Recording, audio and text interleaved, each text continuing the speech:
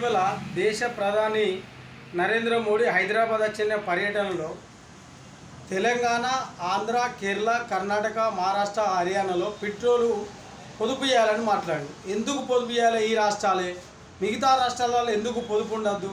ఒకసారి ఈ ప్రాంతానికి ప్రజలు మీ పార్టీకి వ్యతిరేకమైన ఓటేసడం వల్ల ఈ రాష్ట్ర ప్రజలను మీరు డీజిల్, పెట్రోల్ ఆదా చేయమంటురా?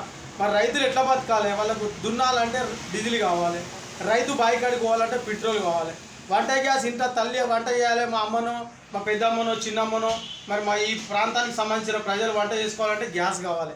గ్యాస్ ఇబ్బంది పెడుతున్నావు, పెట్రోల్ ఇబ్బంది పెడుతున్నావు, డీజిల్ ఇబ్బంది పెడుతున్నావు. 70 ఏళ్ళకెళ్ళి పాలించిన వాళ్ళు ఎక్కిరిస్తున్నావు ప్రధానమంత్రి గారు. మరి నువ్వు వచ్చిన 13-14 ఏళ్ళ నువ్వేం చేసినావు ఈ దేశాభివృద్ధిని? విదేశాలకు పోతారు. ఎవరు పోతారు? సామాన్యులు అక్కడ పని చేసుకోనికి, వాళ్ళ భార్య పిల్లలను కాపాడుకోనికి కష్టపడి విదేశాలలో 4 రూపాయలు ఎక్కువ వస్తాయని పోతారు. వాళ్ళు ఎంజాయ్ చేయనీకో లేకపోతే ఎక్కడన్నా పబ్బుల్లోనో క్లబ్బుల్లోనో నీకు ఓరు కదా. మీరు ఇటువంటి మాటలు మాట్లాడుతూ ఈ యొక్క దక్షిణ భారతదేశ ప్రజలు కించపరిచే మాటలు మాట్లాడినట్టుగా నాకు అనిపిస్తుంది.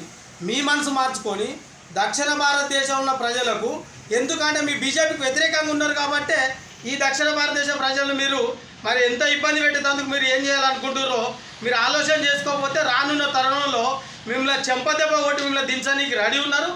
మరి మీరు నాటి నుండి ఇయాటి వరకు కాంగ్రెస్ పార్టీని కావచ్చు, ఇంకా కాంగ్రెస్కి అనుకూలంగా ఉన్న ప్రభుత్వాలను వెక్కరించే వ్యంగ్యంగా ఆశలు బంద్ చేస్తూ మీరు నిజంగా ప్రజల కోసం నీతి నిజాయితీ గల ప్రధానమంత్రి అని నిరూపించుకోవాలంటే దక్షిణ భారతదేశానికి సంబంధించిన జిఎస్టీ గ్రోత్ రేటు నీకే వస్తుంది.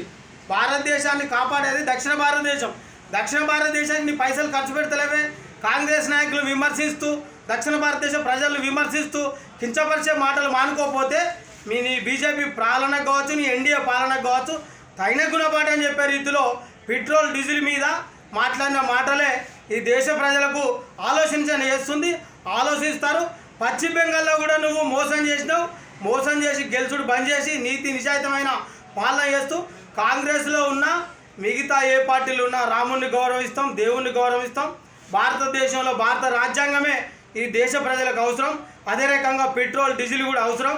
విదేశాలకు కావచ్చు, ఏ దేశం ఎక్కడికి పోనీకైనా ప్రజాప్రతినిధులుగా మనం పెట్రోల్ ఇంధనం ఆదా చేయాలంటే మీ అనుకున్న కాన్వాయిని తగ్గించుకోవాల్సిన అవసరం ఉందని చెప్పి కేంద్ర మంత్రులను ప్రధానమంత్రిగా నీకు సూచన చేయదలుచుకున్నాం. నా పేరు మేడి అంజయ్య, తెలంగాణ మాలమానాడు రాష్ట్ర ప్రధాన కార్యదర్శి.